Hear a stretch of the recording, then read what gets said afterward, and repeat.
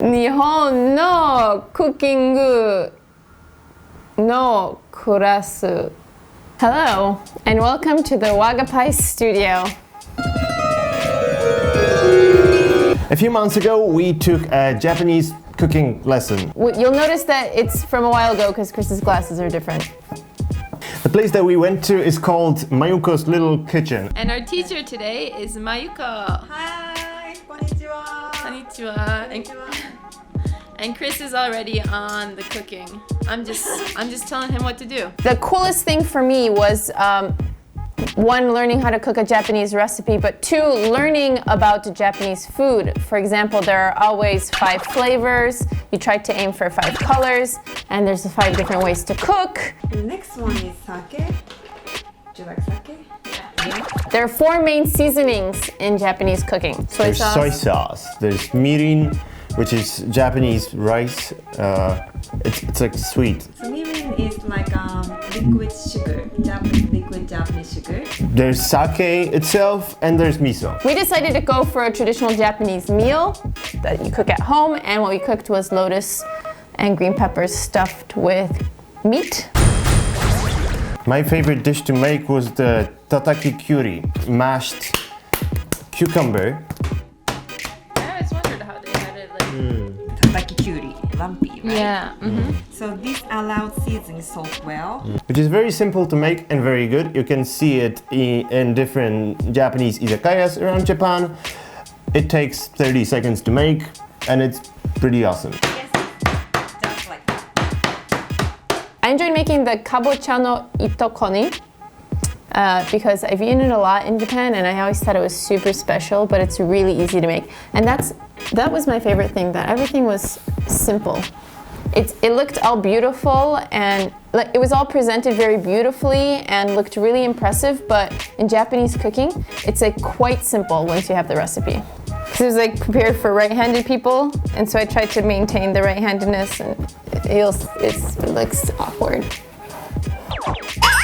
We also got to prepare a miso soup, the proper miso soup. Well, I never prepared it myself before, and it's more complicated than it would seem because I always thought it's just miso paste with water, and there's some science to it. Japanese stock always has fish. Japanese stock, the katsuobushi, you mean? Yeah. Rausu, Hidaka, Rishiri? I think these might be brands. To make Japanese stock, you cook dried kelp and bonito flakes together, and then you take out the dried kelp and bonito flakes, and you have the that's stock. true. That's so, true. I got it. You're not supposed to be doing this with kombu. It tastes like broth, right? Yeah, it tastes like it has soup in it. For me, the most interesting thing was learning about like presentation and color and stuff like this. Like you always want to present so that the food is in the shape of a mountain, like Mount Fuji, and then it goes for every meal? Yeah. Really? Like you always want it to be like kind of angular. Like so you'll arrange like a piece of meat with like asparagus, so it's always kind of like mountainous. Everything is supposed to look like Mount Fuji in Japan. Yeah, and then you know on top. then you know that no one ate it before you. That you're the first one eating it if it's arranged like a mountain. Whenever I get a dish that doesn't look like Mount Fuji, I think send it back immediately. I am not eating this unless it's Mount Fuji shaped. Who was eating this before me? We're making sauce from sugar, sake, and soy sauce. Yeah. Okay.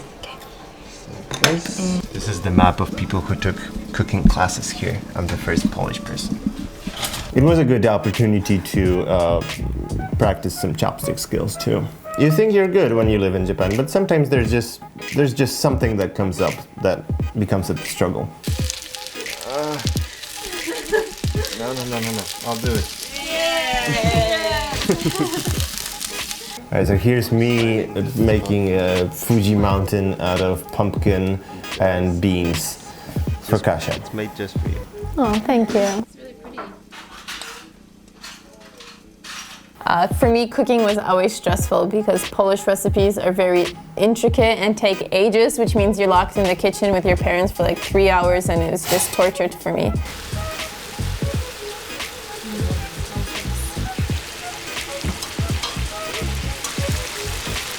Are we done? Yes, it's We are putting our putting everything on the table. It was also fun to learn how you're supposed to arrange things on the table because, as it turns out, everything has a designated spot in front of the person who's about to eat. Rice is always on the left. Okay. And main dish is right top. Okay. And these are placed for side dishes. Photographer in photograph. Itadakimasu. My favorite thing about the class, though, was that everything was so delicious. Yeah. Oh, this looks so good. Oh my god, I'm hungry. I am hungry now. I almost couldn't believe that we kind of made it ourselves. I mean, not With really some guidance. because with a lot of guidance, but Like this much. ちょっとguidance. Shotto guidance.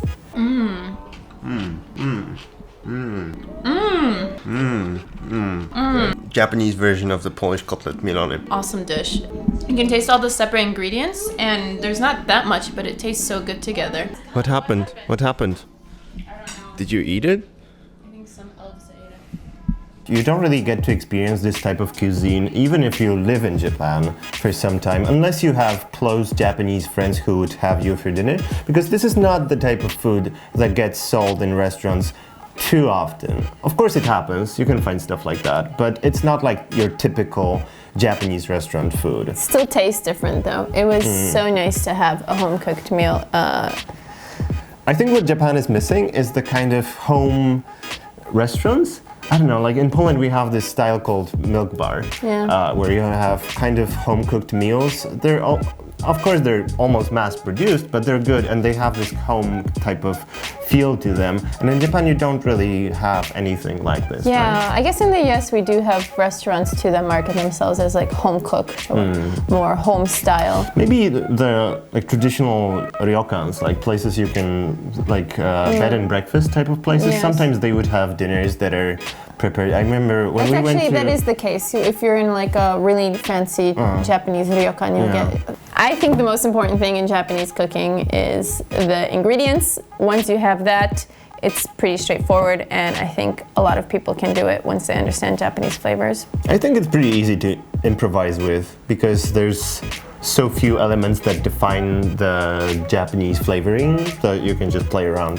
once you know the basics. The problem that will hold you back though is finding the right ingredients and figuring out how to use them together. So no matter if you live in Japan or not, because if you don't, then the problem is availability.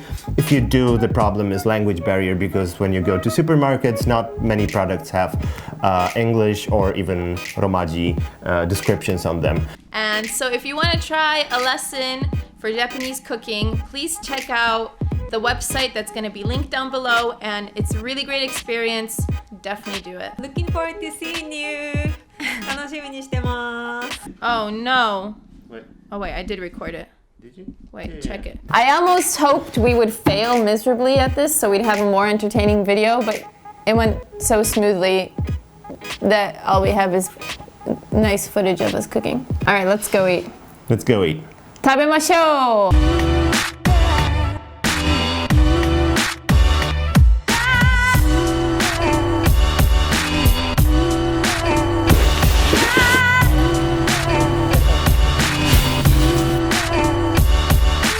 Want rice or miso soup? Miso.